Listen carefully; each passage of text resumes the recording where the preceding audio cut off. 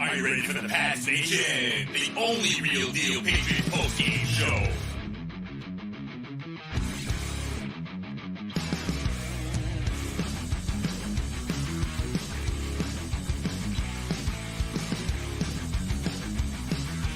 And now, Corso Catone.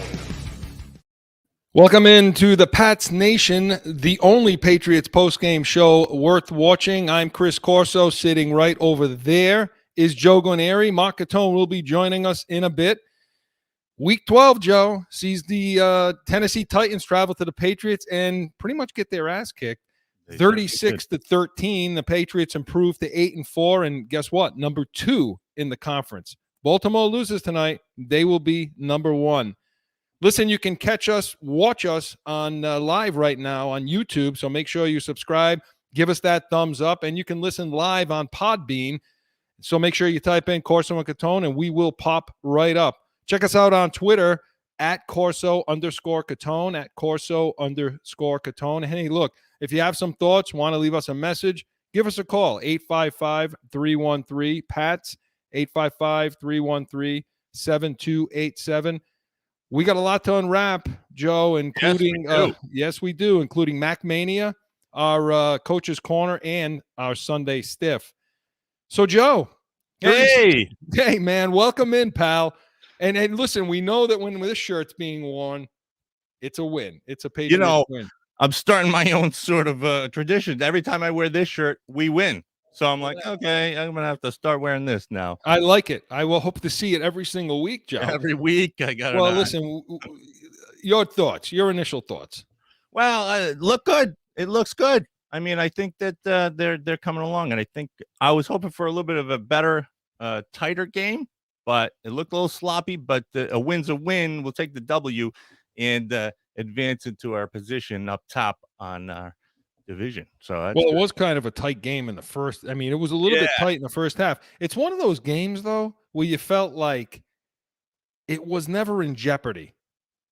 You know, like, even though it was a one-score game for a while and the Patriots just couldn't, we'll talk about their red zone efficiency, but that they couldn't put it in the end zone a lot. Yeah. You still felt like they were going to win this game. They'll figure out a way to win it. And I know all the pundits out there will be talking about, well, Tennessee was understaffed. They didn't have all their people. You know, the weather, whatever nonsense they want to talk about. The bottom line is 36-13.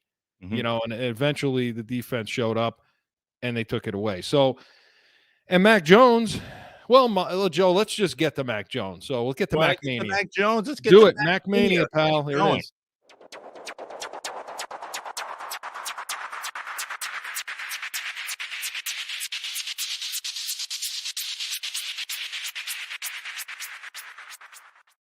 $23 of 32, 310 yards, 2 touchdowns, no interceptions. So, Joe, 310 yards, big game, big day. 310 yards, that is a big game. Big day with 2 touchdowns, and he missed another one that he had a wide open.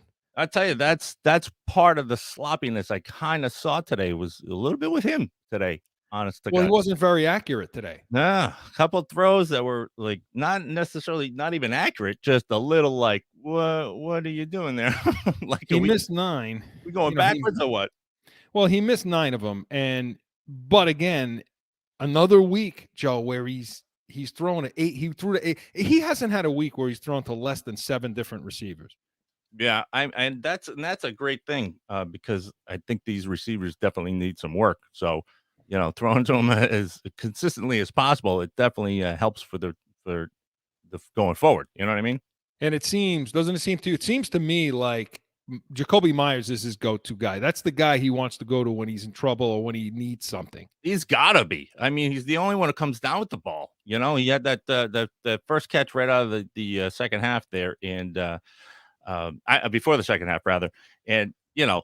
Mac Jones definitely when he's on. He's got that power with that ball, and he kind of threads the needle. And it's like, oh, he's got some stuff that looks good. And then you know, next couple plays later, after the second half, coming out with throwing a couple of those balls were a little bit overthrown or not thrown at all. You know, and you're going, well, what's going on? You know, but he looked good though. Other than that, well, some of the good today. Some of the good was obviously the yards. He threw 2 touchdowns. Third down, I have to look at the efficiency, but it seemed like they were pretty good on third down. Yeah. You know, for Mac Jones, the poise. You know, there were some times in the first half where he checked out of some things. You know, he saw some of the stuff. He identified it for David Andrews on the center, who then communicates it to the offensive line, either pointing out the Mike linebacker or something that's headed their way, and seemed to get into the right place. So he's showing that. Some people, in fact, before the game, I heard, you know, is he going to be okay in the is he going to be okay in the cold? You know, and you know, he's from Jacksonville, and he never really played in Alabama, so he hasn't really had to play in the cold weather. Well, he did today. It was flurrying snow. You know, Mark was telling me from the game that it was cold there. But he told me I wouldn't survive. He said, you would never survive here right now, is what he told me. Well, you got that. Your blood has now thinned out. You know, it is. But it is. You know, but he said it was cold. Yeah. So that's the good. Well, you know, here's the thing. Wait a second, though. It's cold sitting in the stands for sure. You're not doing anything. You know what I mean? In the stands. No, that's one of those things you got to think about, because these guys are moving on the field, and when they're moving, you're fired up, you're heated up.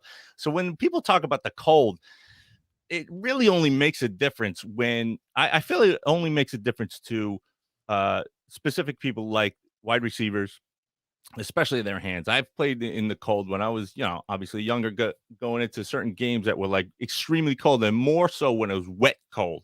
And I don't think it was that sort of feel, where I know that there was flurries, but there was supposedly some like drizzling, maybe that created some of the flurries. But having that and the cold, wet hands, that sort of makes more of a difference, I think. But like, other than that, these guys are warmed up. They're on the sidelines. They're on the bikes. They're keeping warm. They're not really that cold. They're on the sideline more than they're on the field. Yeah, it doesn't really matter, you know. So, but I mean, unless there's wind, high winds, gustings, things like that, it shouldn't really affect their game as far as just being cold. I'll tell you what, though, I would have to have the gloves with the batteries in them and all that stuff, and you know, the warmer. I went to a game with my son. Listen, a few years ago, they played Green Bay. And it was like September or early October, and I was freezing my ass off. That's just so there's no way I probably would make it, you know, in a game like today. So yeah, Mac Jones. Listen, Joe, that was a good. Some of the bad now, you know, he wasn't as accurate as he's been. Yeah, you know, and you start to see that in certain games where he's, you know, like last week he was pretty accurate. The game before, not as much. So, like, it keeps going back and forth where the accuracy becomes an issue a little bit. As I said, he missed that open touchdown to Hunter Henry, who was wide open on that route. Yeah. He just overthrew it. And he knew it, you know, and he knew it. He gets on himself. But, again, the biggest problem I have with him right now is his inability to pick up that free blitzer. That free guy that comes either off the edge or up the center. Now, these teams have seen what Atlanta was doing. Atlanta was coming off the edge at him, and they were bringing late pressure. Like the safety would wait a second, a beat, and then boom, come through the middle. Okay? And so what happens is that happens. That's on the quarterback. Quarterback's got to see that. He's got to pick that up, and he's either going to go to a hot read or he's going to throw the ball away. And there, again, was times today where he just didn't do that, you know, where I see Mark's coming in. So, but where Jones just didn't do that. He didn't see him coming. He didn't see the free blitzer, and he gets the sack. So that's part of his maturity, his maturation process, I think, in getting better at identifying it. And the receivers too. We don't know if those receivers are picking up that blitz. We call it a hot read. Right. Where the receiver will see that and then cut the route and just basically say, I'm running the quick slant or whatever's in the package. So, Joe, that's one of the things I thought was a problem for him today. Well, is it always on him on that in that regard? Because sometimes I feel like that's the O-line and their job to pick that up and at very least bump off one of those pass rushers that sometimes you get a chip. Sometimes you'll get a chip from the running back. It'll pop them a little bit. But when it's a late blitz like that, everybody's committed. The offensive front is committed to either doubling somebody or taking someone. And when that happens, Mark, you out there? I saw you come in. We're going to let you in a second. when, and here he is now. But again, he's got to be able to pick that up. He's got to be able to see that coming and check down to it. So no, it's not always his fault. Could be a receiver, could be the offensive line, but I think today I thought it was him. Hey, Mark Catone's in with us. We got Mark on the line for sure. I can't hear him. Looks like he's muted. Let's see if we can get him off that. That's all right. Yeah, he's muted himself. You can't figure anything out. He can't figure out how to get himself talking on this thing. Come on, man. But yeah, again, so that was some of the good, and some of the Chris, not so good. I agree with. Here we go. Hey, Mark, you fired up. Hi, Mark. Reach. Yeah. How are you? Listen, you are right about him picking up the reach, but you talked about the receivers. There was a couple of instances where, like, Stevenson came out of the backfield. He's also going to read that. Like, he should have cut his route short. Yeah, I know the one because he was getting blitzed, right? And he doesn't turn, and Jones looked that way, but Stevenson didn't turn for the ball and kept running a different route, his regular route, which he should have cut it because it should have been a hot read on the receiver's end too. Yeah, no, you're right, and I know the one you're talking about. You're talking about that little wheel route that it was coming, and Mac Jones took the sack instead of throwing it, and he couldn't, wasn't trying to get it over or something like that. Maybe a chip needs to happen, on the way by, where he can wheel out like that. Yeah. Because he doesn't have the legs to kind of just maneuver around that pocket. No. I mean, I'd rather see him take the sack than do something stupid. But you're right, Mark's right. And so we talked about Chris, that. That's maturity. Yeah, that's the maturity of Jones. Not as accurate today, Mark. Well, Chris, he missed Henry on that. It was a touchdown. Plain as day. He overthrew him. And you know what? My son and I obviously were at the game thanks to Chris, who gave us the tickets. We were also talking, Chris, and I don't know if you guys brought this up. This is really the first time he's ever played in cold weather. We did, yeah. We talked about that a little bit. You're right. So, and you could see, I think that might have affected him a little bit, Chris, some of his accuracy today, because not that he was totally inaccurate, but I think this is the first time he's ever played in those conditions. Yeah, and Mark's got the ability. You got the advantage to see some things, from the stands, because once the play ends, it goes somewhere else, and you may see him kind of rubbing his hands or you putting the hand in the pocket. You could tell. I was going to ask you guys this: is like, do you think that where we are in the standings and the potential, the pressure of this type of game, knowing that this is like we need to kind of win this game to kind of keep moving forward and stay in that spot to get into the playoffs further on down? Do you guys think that pressure, they put that pressure on him and he kind of feels it going in? Well, listen, yeah, I think he feels pressure, but again, it sure doesn't look like it. Yeah. It sure doesn't look like he's feeling. Mark, I don't know what you're seeing out there on live, but it sure doesn't feel like he's feeling pressure. It just looks like he's immature. He's young. He hasn't seen it all, Yeah. I don't think he felt the pressure. I think he doesn't see it all. He's a little bit, I don't want to say immature, but he's a little inexperienced, right? Yeah, that's so he just doesn't have that experience where he hasn't seen certain things. But I am going to say this, Chris, and I loved it because they frustrated Vrabel a little bit. His team didn't play well. Vrabel was going wild on the sideline. At one point, Chris, they should have gave him a 15-yard unsportsmanlike conduct on the sideline because he threw the challenge flag. It was almost like the ref to hit the ref. Yeah, he threw it at him. He didn't hit him, but he threw it at him. So, and if you saw his body language, he was trying to hit the ref. They should have. They should have given him unsportsmanlike conduct. He's a big baby. You know how I feel about him. He's a jerk. He's a friggin' jerk. So listen, Mac Mania was presented by Special Sauce Podcast. Start up, finance, and drive yourself to success. SpecialSaucePodcast.com. And gentlemen, we get into the rest of the offense now. Let's talk about the offensive line. I mean, Mark, what were your impressions? Your buddy got another holding penalty. Win. I saw that. And that Joe and I were talking about that off air a little bit. And I said, geez, I mean, I have a different Sunday stiff, but God, I always want to make him the one every week. You know what I mean? Mark? Yeah, the offensive line, Chris, was not as good today. Even the right side of the line. They ran the ball a little bit in the second half, but I give Tennessee's defense credit, Chris. They knew we were going to try to run the ball, and they did a good job of stacking, and they wouldn't let us get outside. They did a pretty good job of handling the run, I thought. I don't think our offensive line played as well running the ball. Well, Joe, you had mentioned to me before we began the interior offensive line didn't look that great today. Yeah, no, I feel like they're still kind of not all there all together as a cohesive whole unit. You know what I mean? They're just still not doing it for me, anyways. You know what I mean? Whenever I see them, I don't think they're working together well.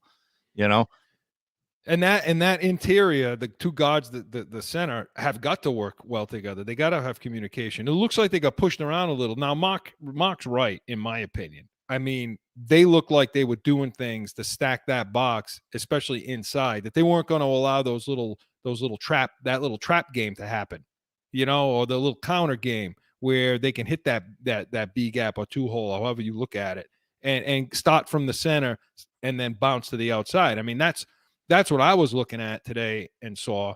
They weren't so much pushed around, Mark, but they just couldn't establish anything in the center. And was that what the Titans were doing, or was that more of just not communicating well and playing well in the interior? Oh, he's muted again. We lost him again. No, I think it was more of what the Titans did, Chris. If you watched it there, I think Vrabel had a game plan to stop the run, and I think he wanted to see Mac Jones have to beat him, which Jones didn't do a bad job doing what he had to do, but. No, I think that was more what Vrabel came up with for a game plan. Yeah, I mean, they were able to run the ball to the edge. I thought the offensive line, when they got out in space, especially in the screen game, too. I thought they had a nice day today running some screens. And when the offensive line got out in space, Joe. That seems to be the only thing that they got going is that screen play. You know what I mean? And what I don't like is that looking at that and seeing that play, like Bolden and Harris having basically most of their yards coming from that play, and them not utilizing that play as some sort of like look for the defense to create other plays out of that. You know what I mean? It seems to be the only play they got going. It looks that way. I mean, Bolden, there were 4 attempts to Bolden. He caught 4 for 54 yards. And I think, Mark, a lot of that was in the screen game. If you saw that. It absolutely wasn't a screen game. So, hey, listen, everybody, it's a little delayed because Mark, he's off-site, so it's just a little delayed in giving you responses. He's our on-site correspondent. He's our on-site correspondent at the game. At the game. Mark, what are the fans like? What are the I'm going to tell you something, Chris. The fans, it was a little disappointing because they got real quiet during parts of that game again. You know how it gets that silence? And that's how it got today a couple of times until we took control in the second half. The fans were not at the top of their game, Chris, today at all. That's so friggin' no. And Mark, I know that pisses you off. Oh, that irritates me. Mark, tell them when we were at the game and I was yelling at the people with the Afghans on. Oh yeah, kid. You know what? Yeah, But that was definitely how it was today. During parts of that game, very quiet. So now, where are you? Are you trying to get out of that stadium? Did you leave early? What did you do? I am. We left. No, we left. Because the game was still competitive, we stayed until about the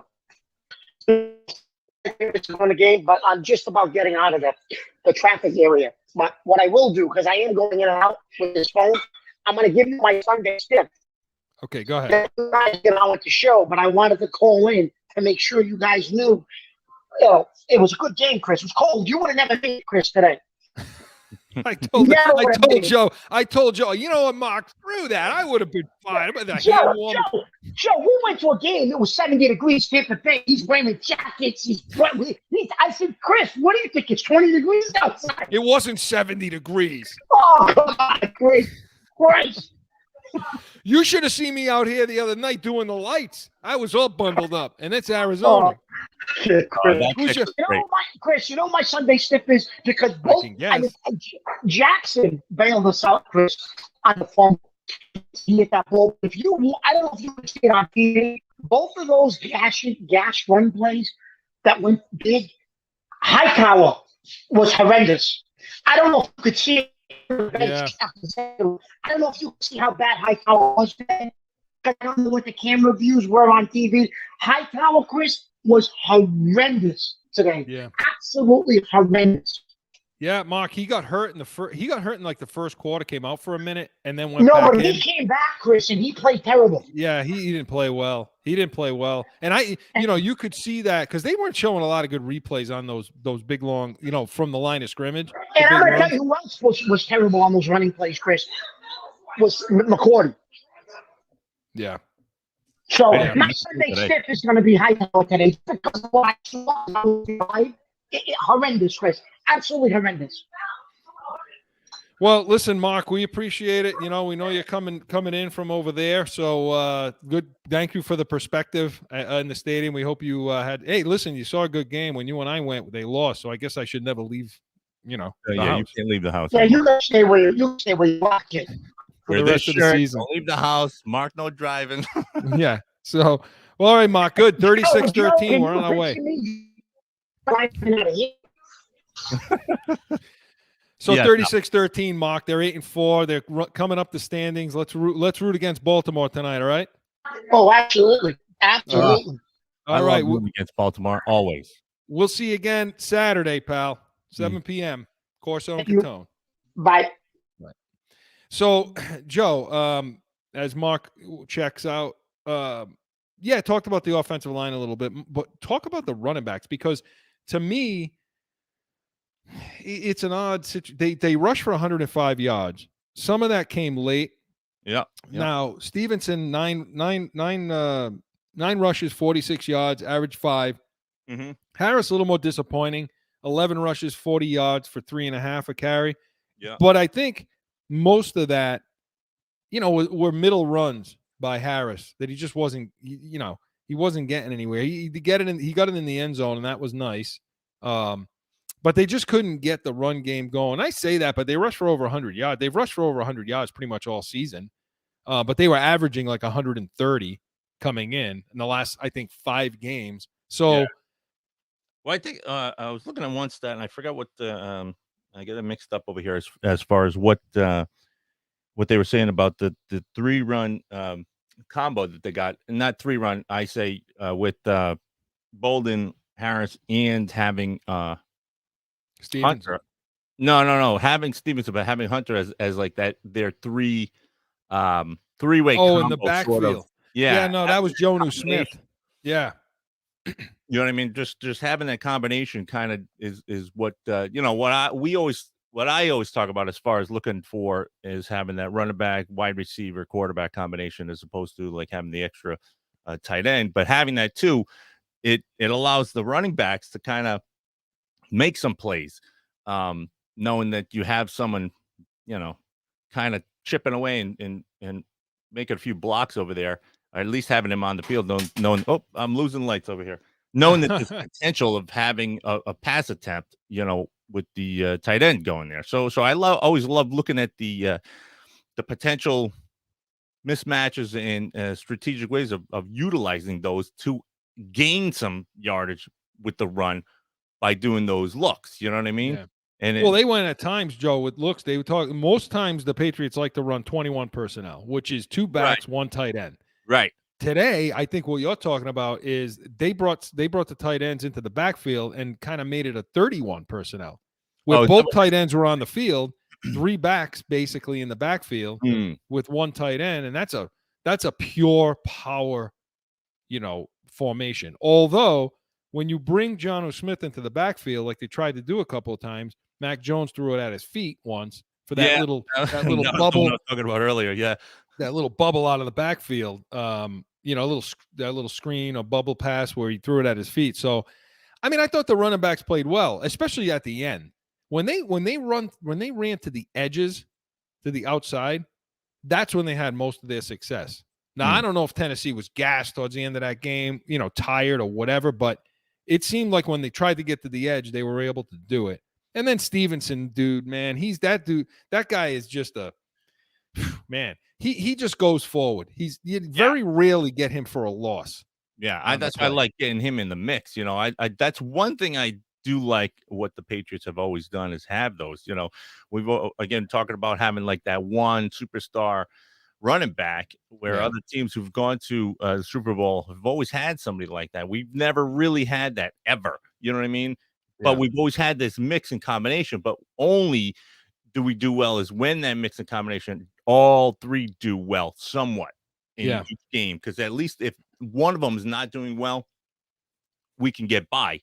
Yeah. But if, like, you know, in this game, I think that you saw all three of them, you know, get a chance to do well, at least show potential. And like I said, showing something that there's a potential threat with all three of them. That's what I like seeing, you know, that I feel like they're doing well with, you know. Well, it was and also it was more of a balanced attack today. I mean, you had 32, I believe, passing attempts, and you had 24 rushing attempts. So it's about 8 off, but but that's what we talked about yesterday with Mark and I, is that you're going to have, if this team can be had, Tennessee, in the secondary, you're going to be able to throw the ball on them. They're a little stout in the run game, which is what we saw, but they still made their attempts, 24, and they still got their 100 yards. So the only criticism I have of Bolton, and I'm always going to have one. Well, you got to. I mean, you know, we have our favorites, and we have. Hey, you know, it's a nitpick. You know? It's a little nitpick, but in the first half when they were driving the ball, there was a little over a minute. They were already on the Tennessee side of the 50. You know, and he chooses to try to get out of bounds to save the clock instead of pushing upfield to get as much as he can. Hey, you got to know the situation. Yeah. You know, you're not under a minute. You're over a minute. And you got 2 timeouts. Get the ball up the field. Clock's not an issue at that point. Those are the little things, a couple of things like that. And the receivers, same thing. Run to the sticks instead of short of the sticks. So you can get, when the throw comes, you get the first down. I thought the receivers played pretty well. Bourne is becoming their big play guy. Yeah. I mean, he's just, you know, six throws to him, 5 catches, 61 yards, 2 touchdowns. That's fantastic. He's a big play guy for touchdowns. Whereas Jacoby Myers, 8 attempts, 5 catches, 98 yards. One of them he got rocked pretty hard. It kind of came out. 98 yards, and he's that guy. He's the consistent guy. Yeah, it's good to see somebody new on there. You know what I mean? That being the consistent guy. Aguilar continues to be disappointing, though. I mean, I like what Jonnu Smith did at the tight end, 3 catches, 49 yards. But Aguilar they just can't get that guy going and like Mark says, I think they wasted some money on him. Yeah, you know, there's moments where you see that he's got some hands, but only moments. That's the thing. That's why, you know, I was saying earlier when we started the show, having Mac Jones hitting 7 different receivers, and like I said, that they all need the work. You know, I don't know how much work they're getting, but the more attempts that they get more work, obviously, in a live situation. So it makes for hopefully better players. But, like, you know, at some point they got to decide, all right, like you said, having somebody like Jacoby Myers be the go-to guy. It's like, all right, let's just either stop the mix around and start going and making these players like him become star potential and start making those big plays, because we're starting to get into the moments where we need bigger plays happening, and they always come like once every few plays. You know what I mean? Yeah. So I thought offensively, you know, they were there.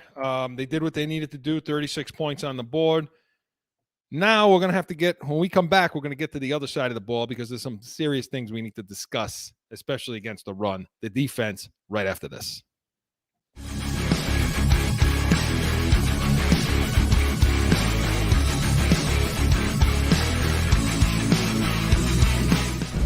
How do I get to the point where I understand my passion enough to communicate it outward and dial myself in so that I can craft my own sauce? If you don't have anyone that's going to give you the right advice, now you do. We've been discussing where we live and what areas do we want to always talk about. And really, it's startup, it's finance, and drop. We are Special Sauce Podcast.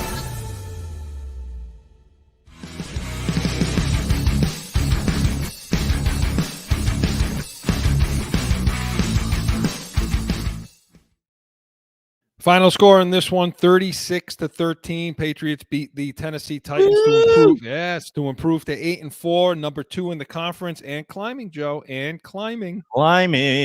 Now, we like to see. Let's get to my side of the field. Okay, let's talk about the defense. Oh, here we go. And since we're doing it along the theme of the good, the bad, the ugly, so to speak, let's talk about the good.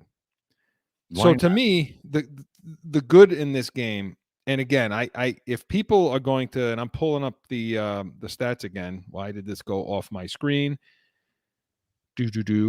Okay, so when looking at this, Joe, the the secondary played well. Okay, they allowed 85 total passing yards, which is an incredible day. I mean, Tannehill, too, because he's one of those guys who comes into a game just like this and has the potential to throw 300 plus. You know what I mean? Well, I said 85. It's not. He was 11 of 21 for 93 yards, 1 touchdown, 1 interception. That's awesome. That's a great job by the secondary. Now, people out there are going to say, well, they were missing A.J. Brown. They were missing Julio Jones. Has been nothing all season anyway. So, I mean, losing him and Johnson, I believe, is Johnson his name?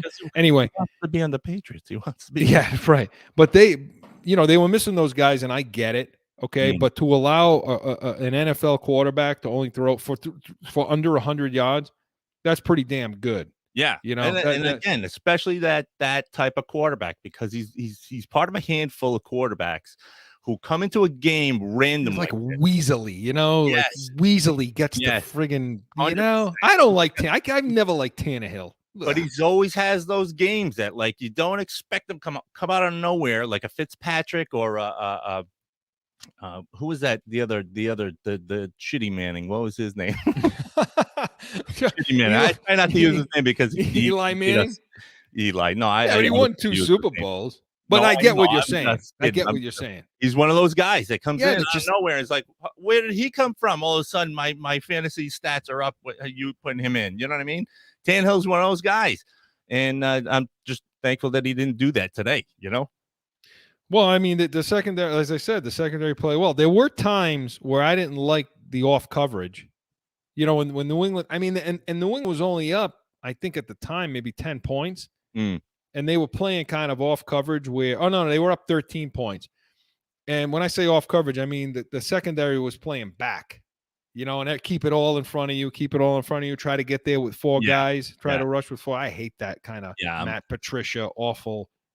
Don't break kind of defense. And I get when you're up, you try to do that a bit, but again, because all it takes is one movement, one juke from a wide receiver to make somebody miss, and that's a touchdown. Yeah. Their high guy today, 5 attempts, 2 catches for Westbrook. I don't know, it was Heinlein or something. Cody Hollister chipped in with 2 from 4 attempts. Again, nothing real noteworthy. I mean, he threw to a lot of receivers today, a lot of different ones, which I expected. But yeah, I mean, it was a great job by the secondary. And again, they take the ball away when they need to. And I don't fault them. Normally you say, well, they get down to the red zone and then they get a turnover, an interception like that nice one by McCourty. Man, did you see his vertical on that? Yeah. I mean, he was like, he jumped like to your height. You think that pretty much he's got nothing left in the tank, but I mean, he made that play, tipped that ball, became a tip drill. J.C. Jackson pulled it down for his 7th interception, by the way, of the season. Got to pay that man. That's the part I like seeing. Is I like seeing the pressure on the quarterback. I like seeing the interceptions. That means we're making the reads and getting into the spots that they need to be to create that play. You know what I mean? Which is pay that man. Pay that man. You know what I mean? They don't want to pay anybody. Yeah, the secondary played well, Joe. And again, finally, we've been asking for it the whole season. Well, I again nitpicking. No, it's not nitpicking. I can't stand the way these teams tackle. Yeah. Nobody's wrapping up, Joe. Nobody. We need a lesson. Driving. So one Corso Catone show is going to be about driving lessons. Mark. Right. and how to tackle with you. Mark, you failed that driving test yesterday. I'm never going to let that go. Failed. I want to know the miserably. comments. Stay tuned, ladies and gentlemen, for Catone's comments next Saturday, because I'm sure driving home right now from that stadium is going to be something good. Yeah, Corso and Catone Saturday, 7 p.m. Eastern. So, yeah, Mark, Joe, sorry. It happens every week, ladies and gentlemen. They don't get low enough. I on the other team, Ramondre Stevenson was rushing the ball. He got through and was the center of the field, and one of the defensive backs tried to take him on up high instead of getting low. He just ran for another 4 yards. I mean, it's all over the league. Guy, and you'll see him go for the kill shot. It'll be like whack, and then the guy gets out of it because there's no wrap. Well, you know what it is what I'm seeing is that a lot of in today we had a couple of instances where we benefited from guys doing things like trying to rip the ball out and stuff like that, and we managed to pull through on a couple of those where we got the fumble. You know what I mean? But I think that's what's happening, is that guys are all trying to do that. Yeah. You know, it's the old idea of going for the interception before the play, and obviously always missing on something like that. Or in this case, you know, going for the strip and not making that strip. And that's where the fundamentals of just straight up tackling just fall out for these guys. And a lot of people want to do that. I feel like that's the MO that all these players are starting to stick to, is like, I want to be the guy make the big play. It's like, yeah, sometimes the big play is just the tackle. You know what I mean? Yeah. And I'm looking right now because I'm interested to know, there was one. Yeah. And that was the other problem I saw today. You know, there were two sacks today. And that's what I'm looking for. Yeah, they had two. One was Judon and the other one was Bentley. I was going to wear my red sleeves. I don't think they got consistent. Now we'll talk about the pass rush. I want to talk about the run defense in a second, but as far as the pass rush, they didn't get consistent pressure on him. No, but there was some decent pressure, I think. I think they definitely consistently, more so than I've ever seen, is I feel like they're starting to create a little more pressure, just a little bit, knowing that wasn't enough today, Joe. No, it wasn't definitely not enough. Definitely not enough, because you know me, I want to see Lawrence Taylor style. I know. They just didn't seem, they weren't getting home, and I maybe put the secondary in. But again, the secondary played well. But I just feel like, although Tannehill will dink and dunk, he'll take that check down every single time. The dude can't throw down the field. Every time you saw him try to throw deep, and again, inexperienced receivers, not very good, but the ball's overthrown. He's just not a good he's not an accurate passer down the field. He'll take everything underneath. So that lessens the ability to create sacks, because he's getting the ball out so damn quick. Right. You know? But Joe.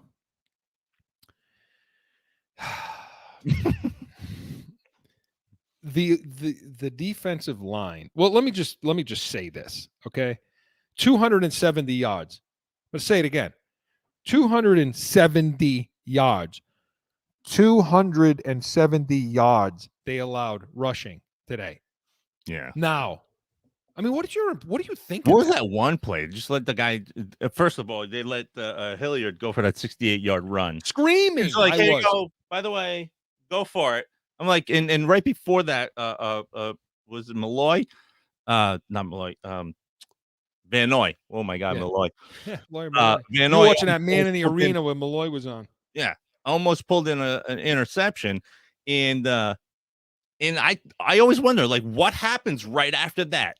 Like, what happens to the enthusiasm? I think I don't know what I'm asking about, because it's like what goes through their brain that they're like that you allow a 68-yard run from a guy who just came off the bench. You know what I mean? It's not expecting it. It's just not expecting him to do it. Joe, if I could bring my son, of them just kind of going, you know, no, I'm losing the interest. If I could bring my son on, I would right now, because right before that play, I'm screaming at the TV. This is because where they were on the field, it was third down. Right. Okay. So it was third down and whatever it was. And so as an offense, I'm saying, if I were the Titans, right now what I'm going to do is I'm going to run a draw here. If I can get the first down, great. If I don't, we punt the ball away, we go to the half. You know what I Okay. mean? We're not going to All take right. any chances down the field. So I'm screaming at the TV. This is a draw. This is a draw. It's coming. It's coming. And what happens? They get creased. The Duggar was like, he was inside there on coming from the side at the point of attack, right at the line of scrimmage. He looked like he kind of just slowed up, like you said, just kind of like Right. stopped a little bit. Right. And I'm like, and then boom, he busted it forward. That's unacceptable. That's just inexcusable. But to allow a team, What is that though? again, it's play recognition. It's allowing yourself to get blocked. It's just not. It's not playing. It's not scraping as linebackers going to the gap. It's choosing a gap and coming forward. Now, again, I don't know what defense they were in. Maybe they were in a run type defense at that point. Didn't look like it. It certainly didn't look like they were stacking the box in that situation. No. And again, it's risky to stack the box, but when Tannehill can't get the ball down the field anyway, what the hell? What, why not? And so that pissed me off. That irritated me. But Joe, that defensive front got pushed around all day long. Godchow, Guy, Barmore. I didn't even hear. I don't know if did he play. I didn't hear Barmore's name all day. I today. think he came in late. I think they said there was. I think he had an injury or something. Something happened where he didn't come in until late. He came in and then made no plays at all. I don't think at all. So either he didn't play, I didn't notice him. I'm not sure. I'm gonna go back and watch the film. But that defensive front, including the linebackers, just got their ass kicked by the Titans offensive line. That Titans offensive line just owned them. They owned them. They were reestablishing the line of scrimmage 5 yards down the field every single time. So by the time you even did anything, the back had already gotten 5 yards. It was awful. I mean, for as good as New England has been playing against the run of late, they were that bad today. They said that they came in 8th in the NFL against the run today. Right. Well, they ain't 8th now. I can tell you that after allowing 270 yards. They said that stat right after Hilliard made that 68-yard run. So who knows where they went after that? You know. And I don't want to hear the nonsense all week about. Well, that's what they were going to give up that because, when I don't want to hear, well, the game was out of hand. And so this was happening, like you said, right? That run right before the half, so, okay, without that run, it would have been 200 yards, but that run happened. So you got to count it. So, I mean, they just got pushed around. They got manhandled, pushed around, and they better figure it out because this was a team that was without their best backs. Two good backs. They were out. Hilliard. And what was the other guy's name? Hilliard had just a fantastic day today, and I'll give you his stats right now. He was 12 rushes for 131 yards. Joe averaged 10 yards a carry, and that was Foreman. That's my question, though. When you see somebody like him coming out of the off the bench, you got to expect that this guy wants to show off. He's got to. Because he needs to earn that spot. So you can never, and this is where I get what's going through their brain? Did they just go, oh, okay, we could take care of this guy. He's not, he's just coming off the bench and, whatever. It's like, no, that's the guy you have to worry about always because he's going to try to make his payday, so to speak. In this situation, he's not, in the idea that he's, coming off a season where he's trying to get paid, but he's trying to make the team and stay on the team. Always got to watch out for that guy. You know what I mean? Yeah. Yep. And again, so and right in the next segment we get to Coach's Corner. I'll talk a little bit about that. But again, getting pushed around the way they did, they better clean that up because when they go against big offensive line, again, I know it's 36-13. What am I bitching about? Well, that's going to come back to haunt you, right? Because here's the thing: you get pushed around like that. And then you get in the playoffs and you get pushed around like that where defenses on the other side of the ball are much, much better. You're in a lot of trouble. When you get pushed around consistently like that, the other guy, Foreman, had 109 yards, Joe. Go ahead. No, you're right. And that's the thing. But consistently, we start making those types of plays and looking like that. You now start to develop a pattern that other teams start to go, oh, okay, now we can, adjust our stats to this pattern of your play. By the time we get to you, we'll know exactly what to do to play against you. You know what I mean? Right. And so again, it's not a good showing by the defensive front at all. Even though they kicked the crap out of this team, it's still not a good showing. Secondary played good. Defensive line, not so good. So, listen, that's the defensive offensive breakdown. When we come back, we're going to Joe, we're going to get into Coach's Corner right after this. Nice.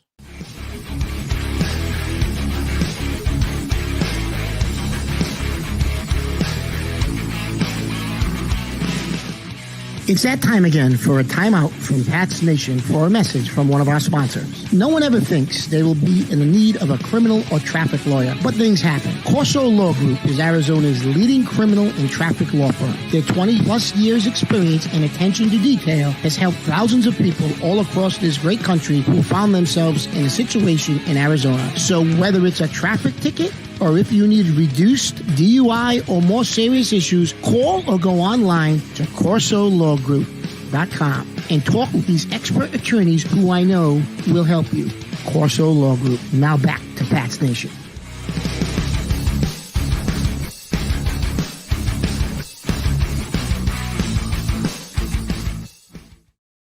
Back in with the Pats Nation, the real Patriots postgame show. As you say, Joe, you coined it. The only, right? The only Patriots post-game show worth watching. Yes. I actually heard that from a fan said that. Really? And I was like, that's really cool. And I kind of kept it. Do you Yeah. have to pay them then? Or? No, that's the beauty. It's an original quote. We have to give them anything for that, Joe? You know? Yeah. So, Coach's Corner is presented by Corso Law Group, as you just heard. Arizona's it's my We're gonna work that one out. Arizona's leading criminal and traffic law firm, CorsoLawGroup.com. So, Joe, with the coaching, I mean, how did you? Well, let me ask you this: Where are we going? We starting at the Coach's Corner? Coach's Corner. Let's do it. Oh my God, let's do it, Joe.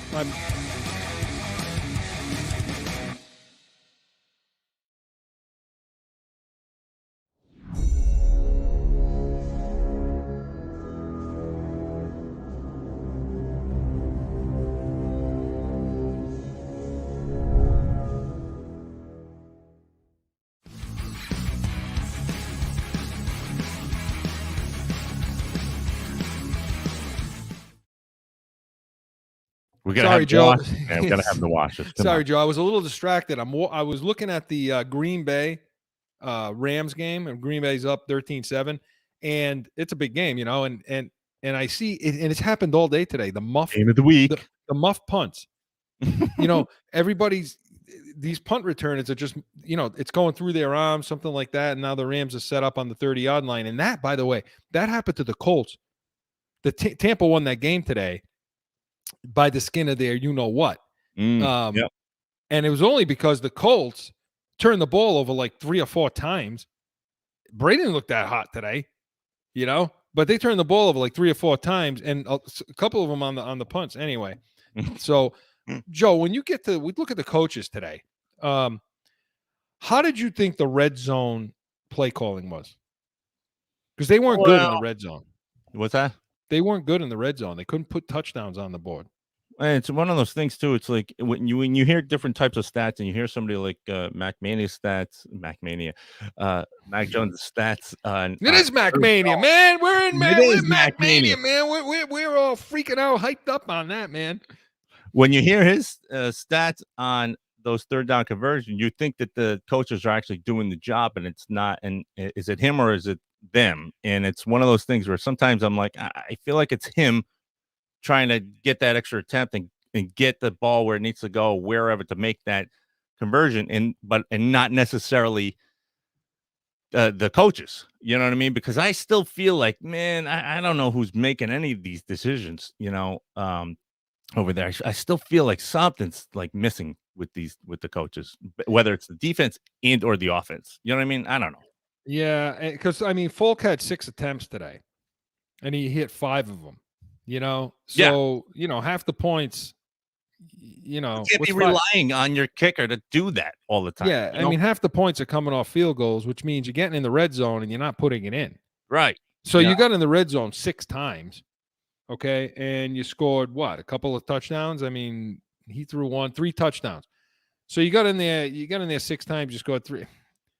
So what are they, 50%, unless I'm missing something.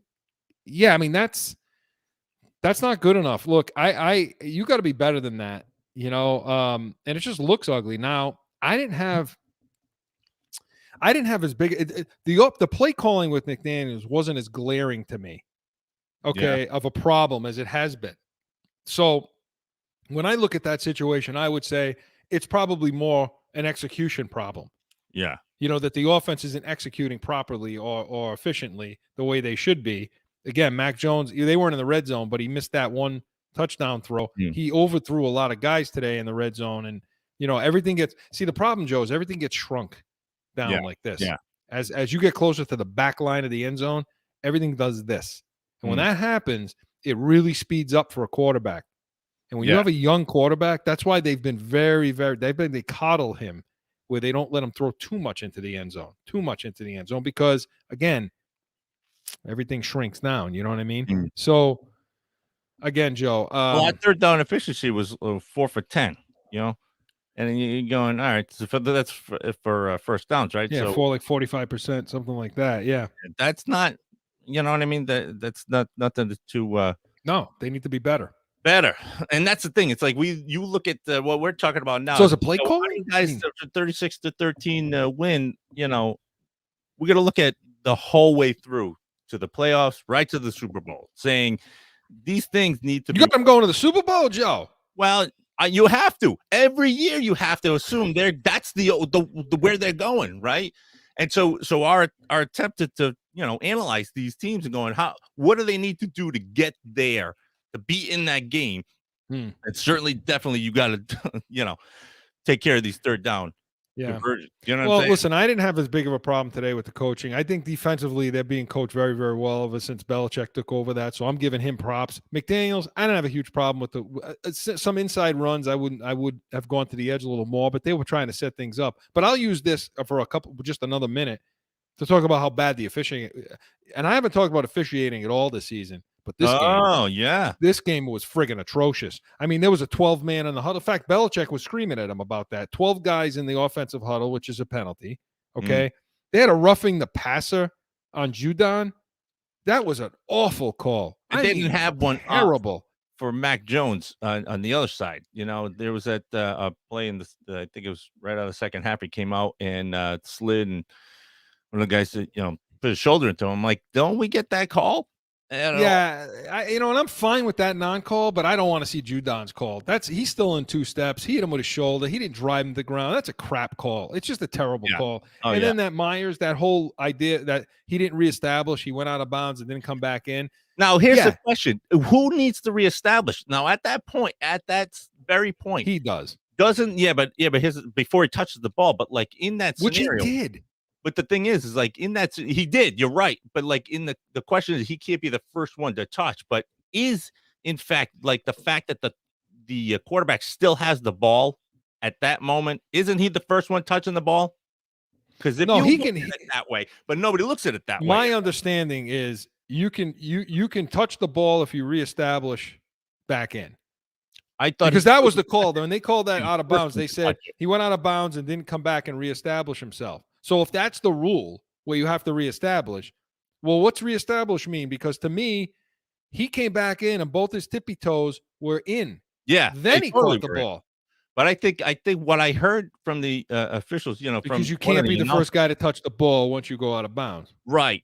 And that's where my question comes in the technicality, where it's like, well, he technically isn't the first one touching the ball, because at that moment when he does reestablish, the quarterback has the ball in his hands. Yeah, but Joe, but the problem, it's when it comes out of his hand. But the problem with that is, if that was the issue, that he was the first to touch the ball, there would have been an actual penalty. So in other words, there would have been a flag and there would have been a penalty, and they would have to go back 5 yards for illegal touching. That's not what the call was. The call was he was out of bounds. He didn't reestablish. Therefore, it's next down.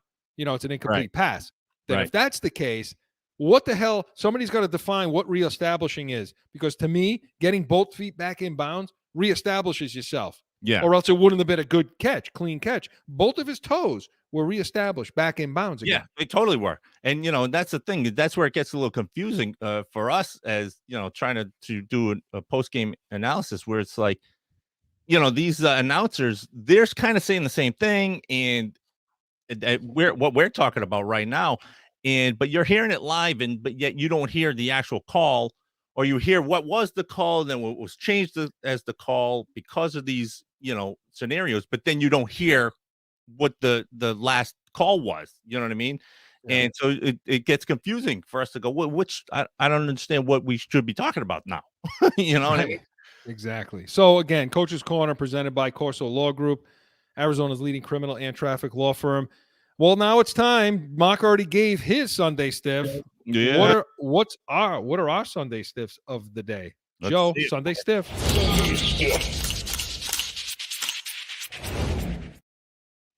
I'll let you go first. Sunday stiff. I got to give it to I hate really giving it to him, but I feel like I'm gonna give it to Mac Jones. Because interesting. That's interesting. Yeah, I'm putting it out there because I've been a big threw fan for 300. Here's why. Because I know he gets down on himself, and I like seeing that. I actually like seeing somebody kind of consciously aware, but he's got to kind of start picking it up a little bit better and making those conscious decisions to make the play he wants to make. And so I'm going to give him the Sunday stiff as far as it's time. It's time to like shed the. You don't like the fact that he's not picking up those blitzes, are you?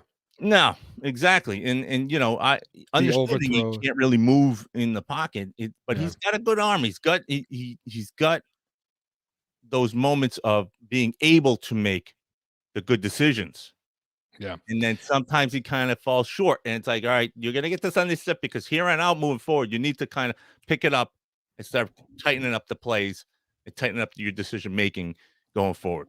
Well, the percentage, I get it. The percentage wasn't very good. So my Sunday stiff is the entire defensive line.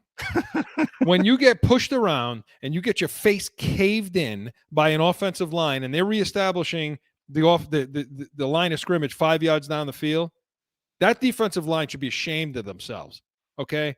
Getting pushed around like that. They should be in that locker room. Their head should be held low, and they should not get there. They shouldn't get the team meal after. That's it. They should not be able to eat with the rest of the team. So they certainly can't sit with us. No, certainly not. No, but one person can. Who do you have? Come on. I want to know from you who you have. Yes, we have Mr. Folk. Again. Actually, the last time Mark decided to take a break. That was mine. It's going to be mine too. Yeah. He got it then. And it's and here he is. But the thing is, like, you can't rely on him to do that because they're always relying on that. Well, the weather gets worse. Yes. And thankfully he's been consistent. The guy's what? Today he went 5 for 6, right? He's at 83%, but he's been 100% the rest of the way. And I think in 2 games, he's been like 83. But it's one of those things, again, you can't rely on him to save the day. You got to do those third down conversions. They need to happen. We got to get into the end zone. You know what I mean? And thankfully he's there. I'm with you on Falk. Enough said on that. He's hitting the field goals. The weather's going to get worse. Yeah, he missed the 50. Just Joe, did you see the kicker on the other side? Bullock hit the same post twice. Dong. Yeah. Sorry for all your ears out there, everybody hearing that. So Sunday Stiff and Seed, I guess, was presented by Jag Media Production. So, Joe, we're up against it. Let's wrap it up with our 2-minute warning. What do you say? Let's do it. Do it.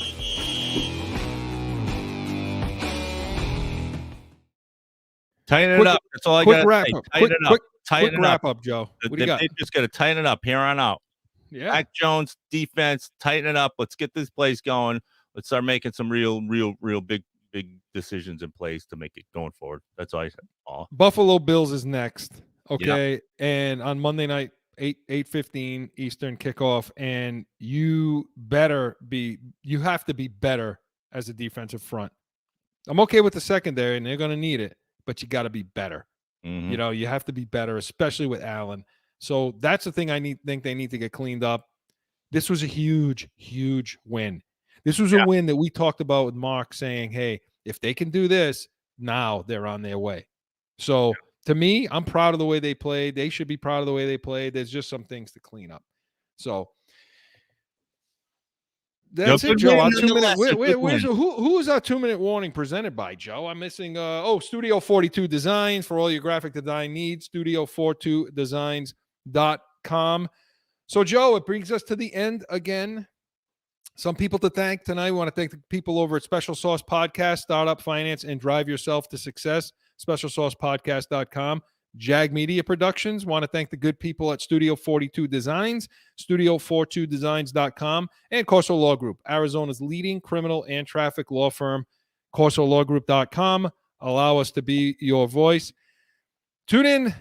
Well, now, Joe, tune in. When are we tuning in now to the Buffalo Bills post-game show? Join the Pats Nation. What we're going to do is it's a Monday Night Football game. They kick off 8:15 Eastern.